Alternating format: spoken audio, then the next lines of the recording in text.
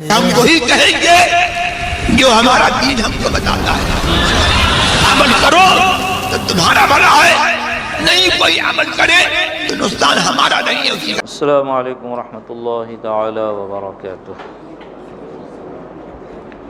نحمده ونصلي ونسلم على رسوله الكريم اما بعد فاعوذ باللہ من الشیطان الرجیم بسم اللہ الرحمن الرحیم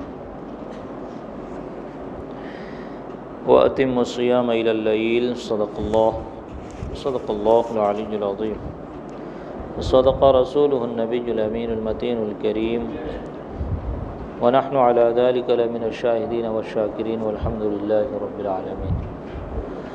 رب اشرح لي صدری ویسر لي امری واحلل عقدۃ من لسانی یفقهوا قولی۔ ان اللہ وملائکتہ یصلون علی النبی یا ایھا الذین آمنوا صلوا علیہ وسلموا تسلیما۔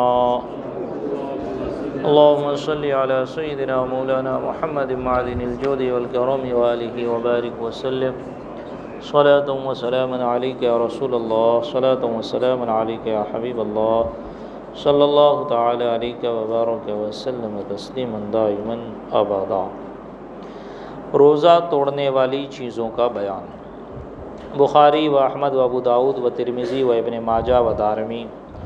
ابو ہریرہ رضی اللہ تعالی عنہ سے راوی کہ حضور اقدس صلی اللہ تعالی علیہ وسلم فرماتے ہیں، جس نے رمضان کے ایک دن کا روزہ بغیر رخصت و بغیر مرض افطار کیا تو زمانے بھر کا روزہ اس کی قضا نہیں ہو سکتا اگرچہ رکھ بھی لے، یعنی وہ فضیلت جو رمضان میں رکھنے کی تھی کسی طرح حاصل نہیں کر سکتا۔ تو جب روزہ نہ رکھنے میں یہ سخت وعید ہے تو رکھ کر توڑ دینا تو اس سے سخت تر ہوگا کہ بندہ اگر روزہ رکھے نا، اس کو کوئی مرض بھی نہیں ہے، کوئی عذر بھی نہیں ہے، کوئی رخصت بھی نہیں ہے، اس کے باوجود وہ روزہ نہ رکھے تو نبی پاک فرماتے ہیں کہ اس کے قضا میں وہ زمانے بھر کا بھی روزہ رکھے گا تو وہ رمضان کے روزے کے برابر، ایک روزے کے برابر نہیں ہو سکتا۔ تو جو شخص روزہ رکھ کے توڑ دے تو اس پہ کتنا سخت حکم ہوگا، اسی لیے اس کے اوپر حکم ہے، اس کے لیے حکم ہے کہ لازم ہے اس پہ کہ ایک قضا کا روزہ رکھے اور 60 کفارے کا روزہ رکھے جو بغیر عذر شرعی روزہ توڑے۔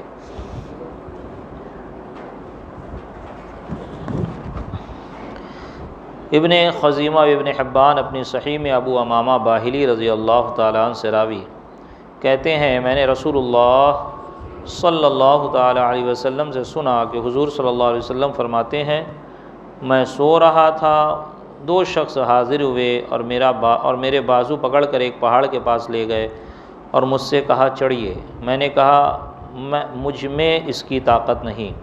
انہوں نے کہا ہم سہل کر دیں گے۔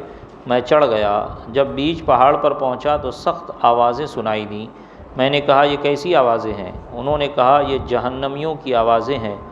پھر مجھے آگے لے گئے، میں نے ایک قوم کو دیکھا کہ وہ لوگ الٹے لٹکائے گئے ہیں اور ان کی بانچھیں چیری جا رہی ہیں جن سے خون بہتا ہے۔ میں نے کہا یہ کون لوگ ہیں؟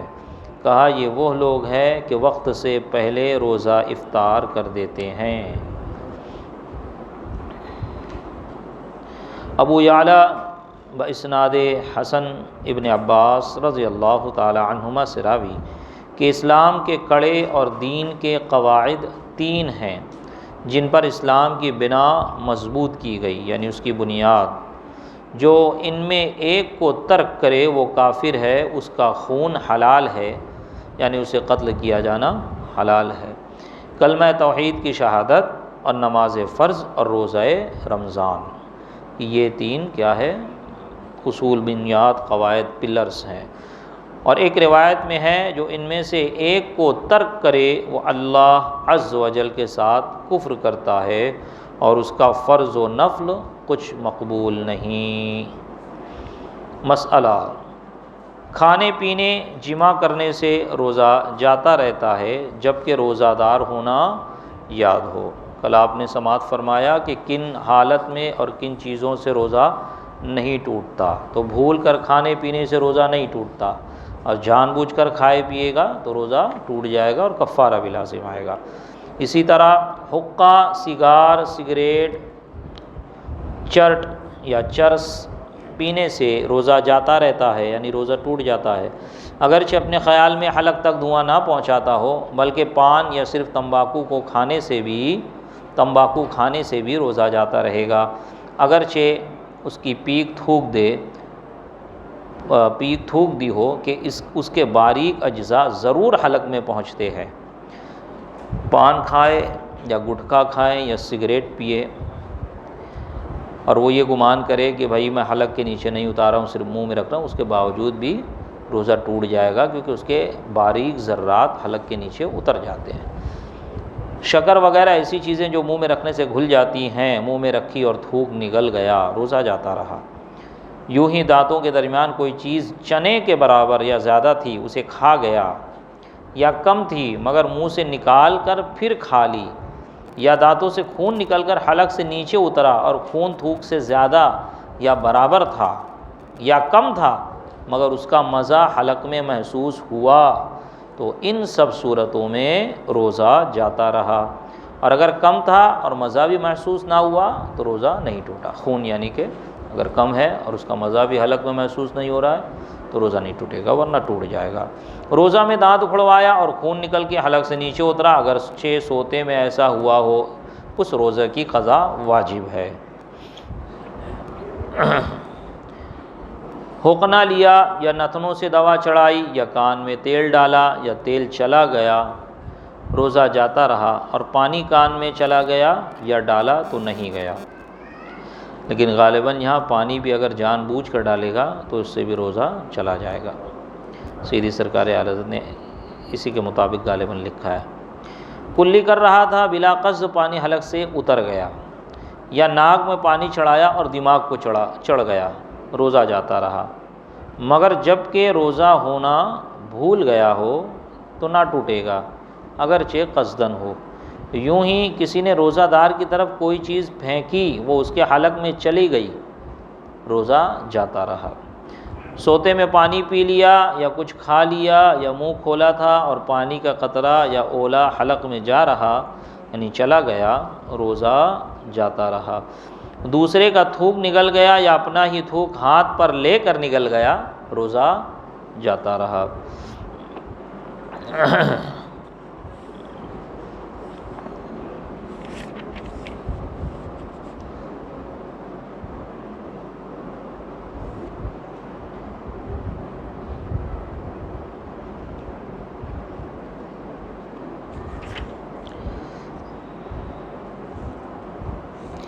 آنسو منہ میں چلا گیا اور نگل لیا اور قطرہ 2 قطرہ ہے تو روزہ نہ گیا، اور زیادہ تھا کہ اس کی نمکینی پورے منہ میں محسوس ہوئی تو جاتا رہا۔ پسینے کا بھی یہی حکم ہے۔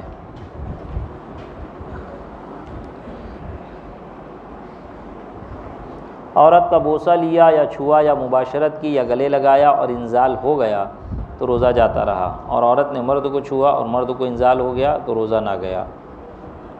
اگر کپڑے کے اوپر سے چھوا اور کپڑا اتنا دبیز ہے، یعنی اتنا موٹا ہے کہ بدن کی گرمی محسوس نہیں ہوتی تو وہ فاسد نہ ہوگا، اگرچہ انزال ہو گیا، اور اگر بدن کی گرمی محسوس ہوئی اور انزال ہوا تو روزہ ٹوٹ جائے گا، اور جسمانی تعلقات بنانے سے روزہ بھی ٹوٹے گا جان بوجھ کر جب بنایا جائے، اور کفارہ بھی لازم آئے گا۔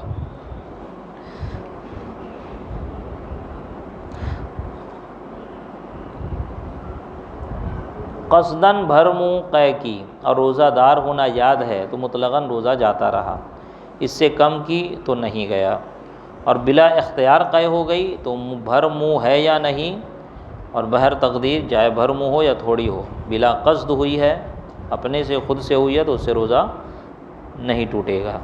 لیکن اگر بلا اختیار قے ہو گئی تو بھر منہ ہے یا بھر منہ نہیں ہے، دونوں بہر تقدیر یعنی ہر حالت میں، وہ لوٹ کر حلق میں چلی گئی یا اس نے خود لوٹائی یا نہ لوٹی نہ لوٹائی، تو اگر بھر منہ نہ ہو تو روزہ نہ گیا، اور اس نے اگر لوٹا لی خود سے، ہے نا، بعض اوقات ہوتا ہے منہ میں قے ہوتی ہے اور وہ لوٹا لے جاتی ہے، اگر وہ لوٹا لے گا تو روزہ اس سے ٹوٹ جائے گا۔ اور قے یہ اس وقت قے میں روزہ ٹوٹے گا جب کہ قے کھانے کی ہو یا سفرہ کی ہو یا خون کی، اور بلغم کی بلغم کی قے ہوئی تو مطلقاً روزہ نہیں ٹوٹے گا۔ رمضان میں بلا عذر جو شخص علانیہ قصداً کھائے پیے تو حکم ہے کہ اسے قتل کر دیا جائے۔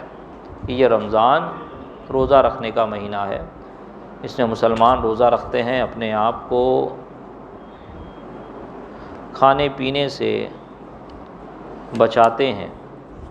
اب اگر جو شخص ایسا کام کرے گا، اگر مملکت اسلامیہ سلطنت اسلامیہ ہے تو حکم یہ ہے کہ اس کو سیدھے سے قتل ہی کر دیا جائے۔ تو ذرا سوچیں وہ لوگ جو اٹھے کٹے ہو کر روزہ نہیں رکھتے ہیں اور ہوٹلوں میں جاتے ہیں، کھانا پینا کھاتے ہیں، ان کا کیا حال ہوگا۔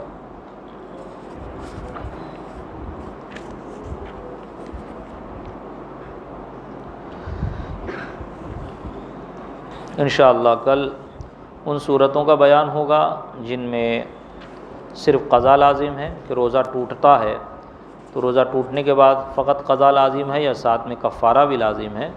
یہ صورت انشاءاللہ کل بیان کی جائے گی۔ ابھی صرف یہ چیز بیان ہوئی کہ روزہ کن سے ٹوٹتا ہے، یہ باقی ہے کہ آیا اس میں صرف قضا سے کام چل جائے گا یا کفارہ بھی لازم ہے۔ تو جن صورتوں میں کفارہ لازم ہوگا وہ بیان کیا جائے گا، جن صورتوں میں قضا لازم ہوگی فقط وہ بیان کی جائے گی۔ یہ قضا تو رکھنا ہی ہے، ساتھ میں کفارہ ہے یا نہیں، انشاءاللہ ان دونوں سے متعلق کل درس ہوگا۔ اللہ تبارک و تعالیٰ کی بارگاہ میں دعا ہے مولا کریم ہمارے اس درس کی محفل کو اپنی بارگاہ میں قبولیت کا درجہ عطا فرمائے۔ مولا کریم ہمارے اس درس کی محفل کو ہم سب کے لیے کل بروز قیامت ذریعہ نجات بنائے۔ مولا کریم یہاں پر جو کچھ درس ہوا اسے یاد رکھنے، اس پر عمل کرنے اور اس کو دوسروں تک پہنچانے کی توفیق رفیق عطا فرمائے۔ مولا کریم بیان کرنے میں، احادیث پڑھنے میں، مسائل بیان کرنے میں کسی قسم کی کوئی خامی، کوئی غلطی، قصداً و سہواً کچھ غلط بیانی ہو گئی ہو تو اسے اپنے فضل سے معاف فرمائے۔